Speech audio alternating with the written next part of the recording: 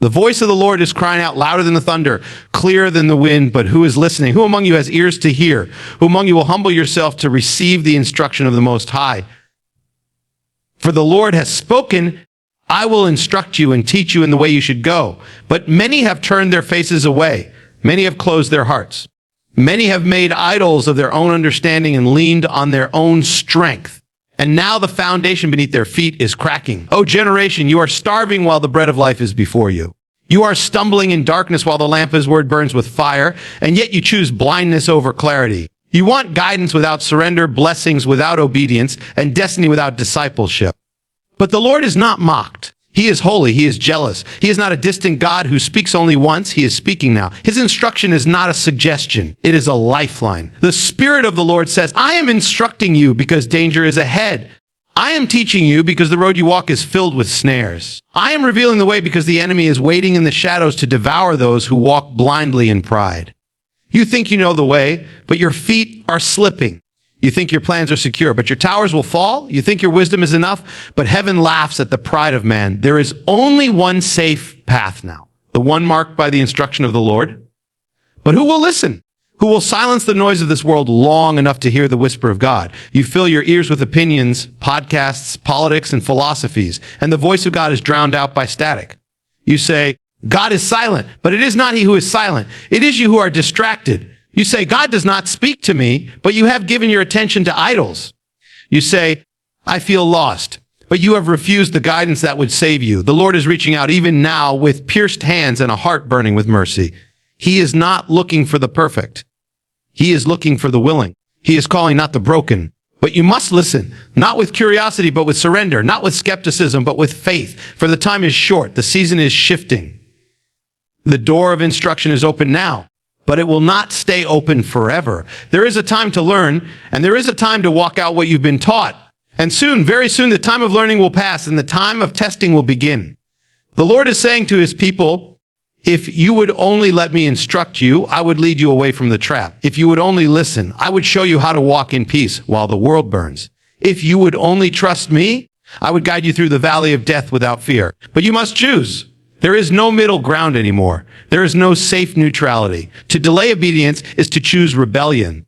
To ignore his voice is to embrace the voice of the serpent. And to reject instruction is to invite judgment. Even now, the Spirit is knocking on hearts. Even now, the Lord is stirring dreams and convicting souls. Do not harden your heart. Do not say, later, Lord. Do not say, when I am ready. You will not be ready without him. You will not find peace without his direction. There is a storm coming, not just in the world, but in your life. And unless the foundation is built upon his word, you will fall. His instruction is not just a comfort. It is about survival. His teaching is not just about knowledge. It is about protection. Some of you have been praying for answers, but you reject the instruction that requires change. Some of you cry out for breakthrough, but you refuse to move when he tells you to move. You want deliverance without discipline. You want freedom without foundation. But the Lord is saying, I will not bless disobedience. I will not confirm what I did not command. Come back to my voice. Return to my path. Let me lead you, and I will show you wonders you've never known. He is not a silent God. He is not distant. He is instructing right now through his word, through his prophets, through the whispers in the night. But you must slow down. You must turn off the noise. You must bow the knee. The Spirit of the Lord is grieved by how many run after every voice but his.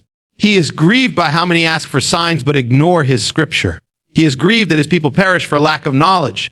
Not because knowledge is unavailable, but because they refuse to be taught. This is your moment to listen. This is your hour to receive. You have asked for purpose, and he is ready to reveal it, but only if you lay down your agenda. You have asked protection, and he is ready to guard you, but only if you walk the path he chooses. You have asked for blessing, and he is ready to pour it out, but only upon those who are teachable. For the proud will be brought low, and the stubborn will be broken. But the humble will be lifted, and the obedient will shine like stars in the darkness. Hear the voice of the Lord. It break your pride. Let it pierce your heart. Let it call you home. I will instruct you, he says. Not man. Not tradition. Not culture. God says the Lord, the one who sees the end from beginning, the one who formed you in the womb, the one who knows the traps ahead and the blessing beyond the trial. Trust his voice more than your own. Yield. Surrender. Follow, because your life depends on it. The path you take now will determine the fire you face. This is not a time for casual faith or shallow decisions. This is not a moment to wander or hesitate. The Lord is drawing a line in the sand, and he is saying, choose now which road you will walk. For the teaching offering is not comfortable. It is costly. The instruction he is giving is not meant to entertain. It is meant to refine. This is not the season for spectators. This is the hour of soldiers. And the training you embrace now will determine if you stand or fall in the days to come. Many are asking, why is life hard? Why am I facing these battles? But the Spirit of the Lord says, you are in the fire because I am preparing you for what is coming. You are being stretched because the next season demands more of you. You are not being punished. You are being prepared. But here is the danger. Some are running from the very teaching that was meant to save them. Some are resisting the pressure, not realizing it was sent by God to make them unbreakable. Some are walking away from the process, not understanding that without this fire, they will not endure the greater storm that is near. Do not despise the way he teaches. Do not reject the path he chooses for you. He does not train with ease. He trains with truth. He does not coddle. He transforms, and his transformation comes with pain. But that pain is holy. That discomfort is divine. That shaking is sacred because every lesson he gives is wrapped in love and every command is wrapped in mercy. You may not understand it now, but if you trust him, you will look back and say, had he not taught me this way, I would have never survived what came next. Too many want the promise without the process. Too many want destiny without discipline. Too many want greatness without the grinding. But God is not raising spiritual celebrities. He's raising warriors. He is not looking for the popular. He is forming the prepared. And his preparation begins with instruction. Psalm 32:8 is not a sweet saying called to transformation. I will instruct you and teach you in the way you should go. That means there's a way you must go, a way that is narrow, uncomfortable, painful, and full of purpose. And if you reject it, you will walk blind into a future you are not built to face.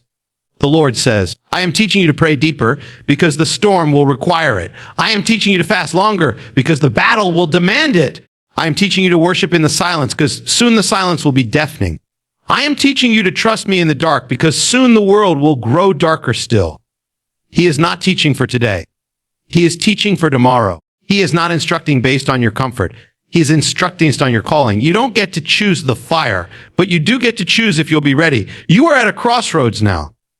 The path of comfort leads to collapse. The path of compromise leads to chains.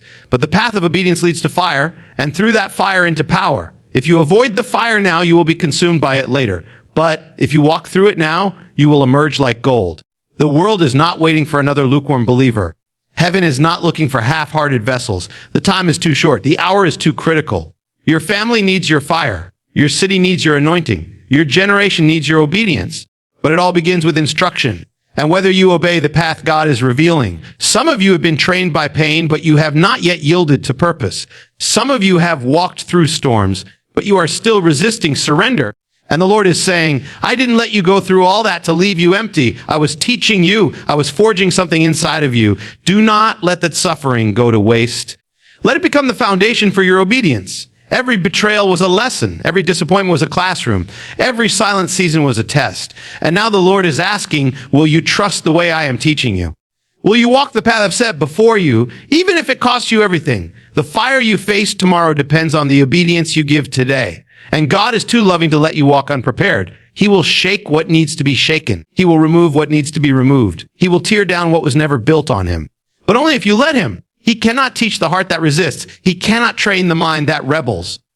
He cannot guide the soul that refuses to yield. You must surrender, not just once, but daily, just in word, but in deed, because the fire is coming, and the only ones who will endure are those who have already learned to burn with him in secret. The Lord is crying out to his people, stop running. Stop pretending, delaying. The hour of instruction is here, and you must respond. You must rise. You must learn my ways. You must choose the path that breaks you. Because it is the only path that will build you. He is calling the weak, the weary, the broken. He is not asking for perfection.